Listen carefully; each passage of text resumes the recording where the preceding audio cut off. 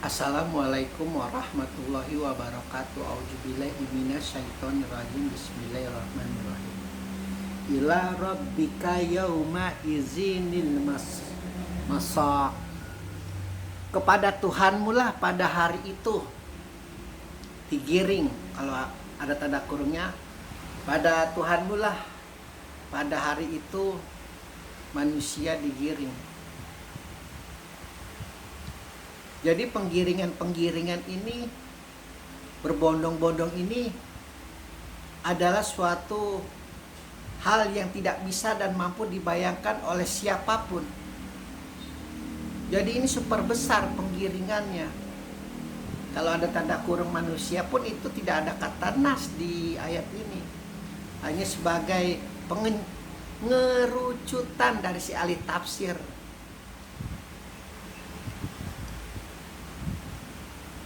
Kalau Anda mampu membayangkan bagaimana dari zaman Nabi Adam sampai zaman Rasulullah, sampai hari kiamat manusia itu dikumpulkan, lalu kemudian berbondong-bondong, dan bukan hanya manusia saja, jin, setan marakayangan, bahkan benda-benda planet yang selama ini tidak kita bayangkan bagaimana itu bisa mereka berbondong-bondong untuk menghadap Allah.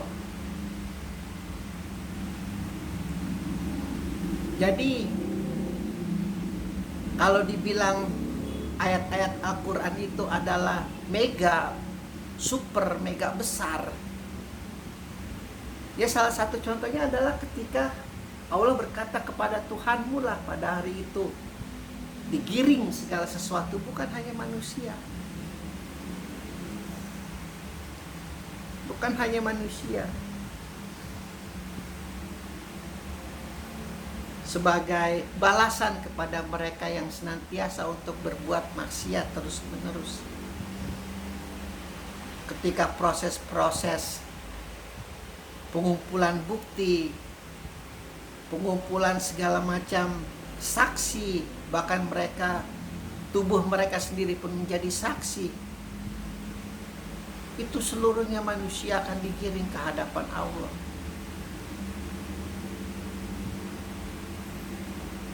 Di sebuah tanah yang sangat datar, padang mahsyar.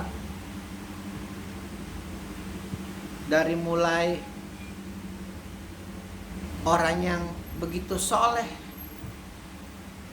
sampai orang yang begitu bejat berkumpul menjadi satu, menerima penghakiman, menerima pembalasan, menerima apa yang tercatat di dalam kitab aliin mereka, kitab kebaikan mereka, atau kitab sijin mereka, kitab keburukan mereka.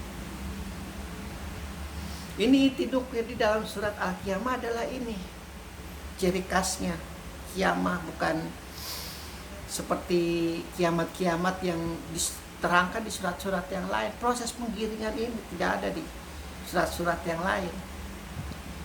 Makanya kalau ahli tafsir sudah mendengar kata kiamat, langsung bayangannya adalah proses penggiringan manusia. Jadi kalau Anda menonton film-film perbudakan zaman dulu, film-film proses imperialisme penjajahan itu, bagaimana orang dikalungkan besi, dikalungkan leher, seperti Allah yang telah terangkan balasan bagi mereka yang kafir. Ini kafir sekali lagi ya dibagi menjadi dua ya. Di dalam zaman Rasulullah itu dibagi menjadi dua. Kafir yang membakar kaumnya Muhammad di dalam sebuah parit di Najran, dan juga kafir yang membuka gerbangnya untuk pengungsi-pengungsi Muhammad. Jadi kalau ini takutnya nih, kalau udah kafir, iblis langsung memercikan api dan keselnya luar biasa pada umat Islam. Ini proses penggiringan itu seperti itu. Kalau mau kalian hayalkan, kalau kalian mau imajinasikan penggiringan orang-orang kafir yang zalim itu seperti itu. Kami sediakan belenggu-belenggu untuk mereka, yang dimana belenggu-belenggu itu beratnya itu sebesar gunung, sebesar bukit, sesuai dengan kebusukan, kejahatan, dan kezaliman mereka. Bagaimana mereka menyiksa manusia dahulu, bagaimana mereka menjalimi manusia dahulu, bagaimana mereka menyulitkan manusia dahulu. Proses penggiringan salah satu kelompok. Karena kelompok-kelompok ini demikian banyak. Termasuk Allah mengumpulkan bulan dan bintang. Ada sebagian yang merasa matahari begitu dekat, ada juga yang merasa biasa saja.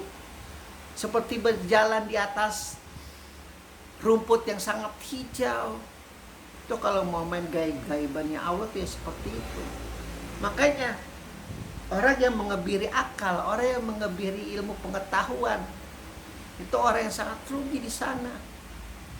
Karena mereka jadi tidak bisa menemukan bagaimana itu begitu banyak orang tapi kok berbeda. Matanya berbeda, penglihatannya berbeda nasibnya. Itulah akal namanya. Akal yang diterangkan, hai kalian manusia-manusia, hai kalian kaum jin, hai kalian setan marah kayangan, hai kalian seluruh alam semesta yang sudah berusaha keras untuk menemuiku, sekarang saatnya kalian menemuiku.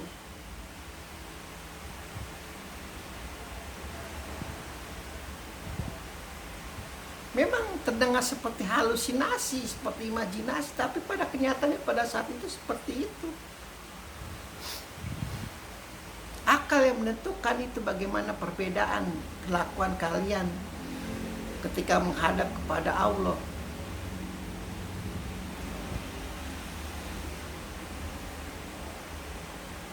Penggiringan kelompok hewan-hewan liar berbaris, benar-benar berbaris.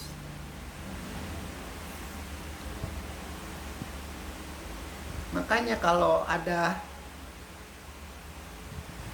sebagian tafsir ya, ini demi Allah bukan mau menghina, bukan mau mengejek bagaimana proses nepotisme kita yang Islam merasa kenal dekat dengan Muhammad.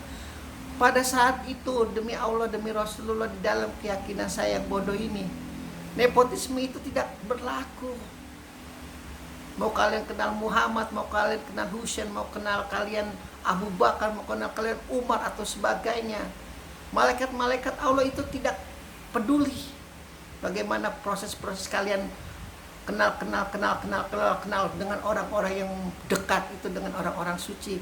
Karena ini sudah sangat hampir menyerupai dengan agama-agama animisme, dinamisme dan lain sebagainya. Penyelamat orang-orang suci itu. Seluruh manusia itu dikumpulkan, tidak peduli nabinya siapa, tidak peduli rasulnya siapa. Mereka hanya melihat barisan-barisan malaikat di depan mereka, pun termasuk barisan-barisan orang-orang suci yang jumlahnya 124.000 di dalam beberapa ahli tafsir. Itu para nabi dari zaman Nabi Adam sampai dengan zaman Rasulullah. Kalau kalian merasa mengenal nabi itu seperti nabi kita itu. Disitulah letak kenyamanan kalian. Karena kalian merasa dekat dengan nabi. Tapi ketika saya kenal Muhammad, langsung diberi karpet merah begitu. Makanya kelakuan orang Islam seperti itu. Akhirnya nepotisme itu dianggap hal yang halal, menjijikan luar biasa. Tidak melihat kemampuan lagi, tidak melihat integritas lagi. Yang penting ada kata blece dari atasannya, dari rajanya, sejalim apapun dia, segoblok apapun dia, sejahat apapun dia. Pokoknya sangat luar biasa lah hal-hal yang semacam itu tuh. Bukan kecil kemungkinan, bahkan 0% di saya yang yakin ini, yang bodoh ini tidak akan pernah kalian ditemukan nepotisme semacam itu. Karena seluruhnya digiring, benar-benar digiring.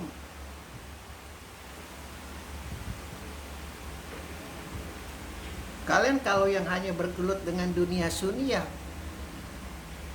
seperti itu, lain dengan hal-hal kalian yang bergelut dengan dunia syiah lagi. Itu bagaimana akan ada perang lagi,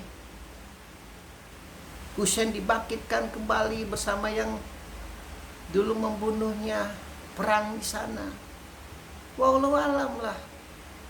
Karena segala sesuatu itu tumbuh dan berkembang akibat pola pikir pada umatnya pada masa itu, dan akan terus. Bagaimana mereka bisa mengikuti zaman atau tidak? Alhamdulillahirabbil alamin.